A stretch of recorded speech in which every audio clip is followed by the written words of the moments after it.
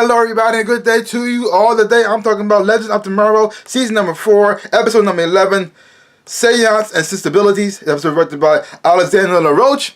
And here we have the legends, well, not all the legends, have to pretty much go back in time to pretty much make sure Jane Austen writes her books.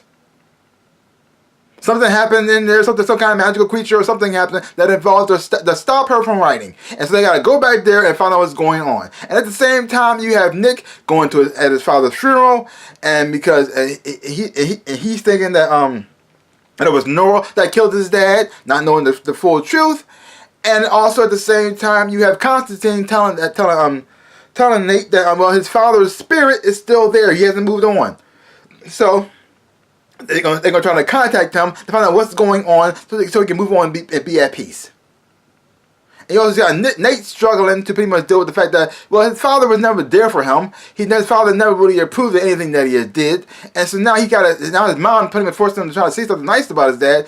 And since he's thinking that his father was trying to do harmful things with these monsters, these magical creatures, he doesn't know what to say. He's grieving, and he's also angry, and he wants to lash out, but his father's not there, and he has all these emotions going on. So when it's time for him to speak, his speech is pretty much not good at all, and everybody's feeling awkward, and it's up to his mom to pretty much say something nice. Yeah. Oh, it was very awkward and very messed up. Ugh.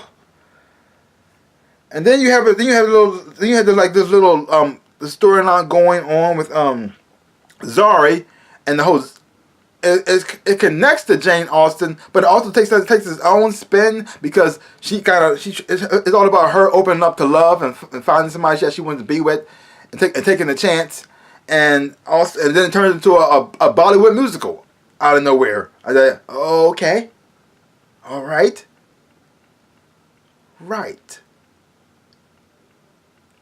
But in the process, you got the whole John Constantine thing with the whole seance situation, and then John finds out the demon behind it, which is messed up because the demon using the body of the love of his life, and so now he has to fight the man he fell in love with, who he opened up to, and now possessed by a demon, who took over his body and may possibly killed his soul. So like this, oh, that's messed up. That's messed up. And then you find out the truth behind the whole thing that Nate's dad Hank was trying to do with these magical creatures, and you find out that he wants to be Walt Disney. That he wants to take these magical creatures and make an amusement park. Because Nate had a dream, had a drawing a long time ago when he was a child about magical creatures at an amusement park, and so now. Since Hank found out these magic creatures are actually real, Henry found out these are actually real, that he wants to, well, you can call him Hank too. He wants to take these magical creatures and make an amusement park so kids like his son can enjoy. Which is the dumbest idea I've ever heard in my life. Hasn't he seen Jurassic Park? It doesn't work. You cannot take these magical creatures and force them to amuse kids for your fun and music. Now, for the longest time, I thought that he was going to take the magical creatures and use them as weapons against their enemies. That would make more sense. That I would have understood. But to take these magical creatures and then to tame them, to use them for an amusement park, because his son drew a picture when he was a child. His son's grown up now. He's a grown man. How is that supposed to work? What? This episode wasn't that good. It really wasn't. It was all over the place. A lot of things didn't really connect. When that music came out of nowhere, even though the music was kind of fun and kind of silly and whimsical, it didn't really go with it. All of a sudden, it just popped up out of nowhere. All of a sudden, it just started singing. I said, what? And then you find out what Hank was trying to do the whole time with these magic. Are you supposed to feel sorry for him now? That was just dumb. That was dumb. Like, what?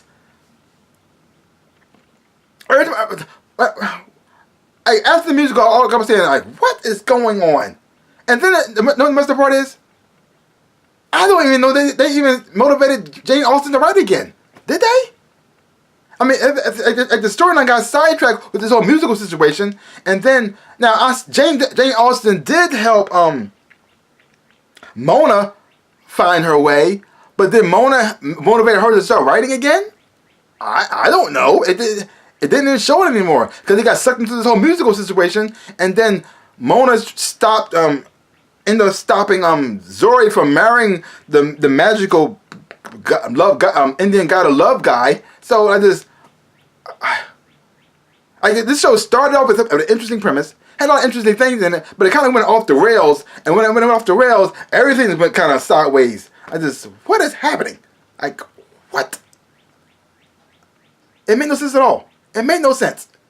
Now this show can be silly, it can be goofy, but it does have a certain thing in it that they focus on, and it does solve that problem. This time, I don't think this problem got solved. Did Jane Austen start writing again after this? And then this show was just it got so weird that it made no sense anymore. It went dumb. Okay. I like silly. Silly's fun. Goofy, weird, strange, and crazy.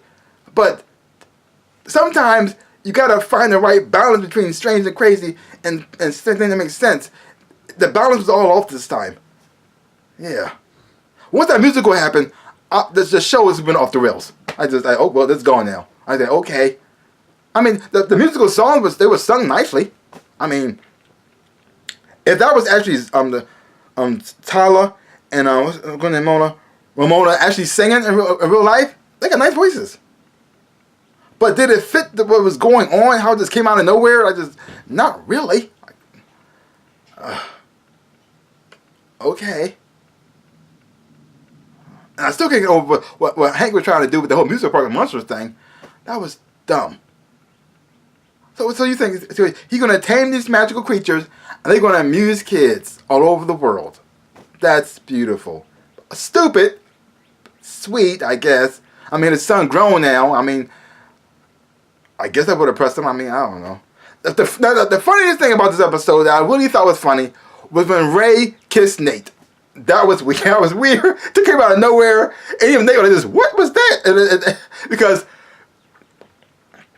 Ray was helping Nora. He found out that Nora didn't do it, and so he's trying to save her. And I guess the guilt because of that, he's gonna lead the funeral. And then that who kissed him first?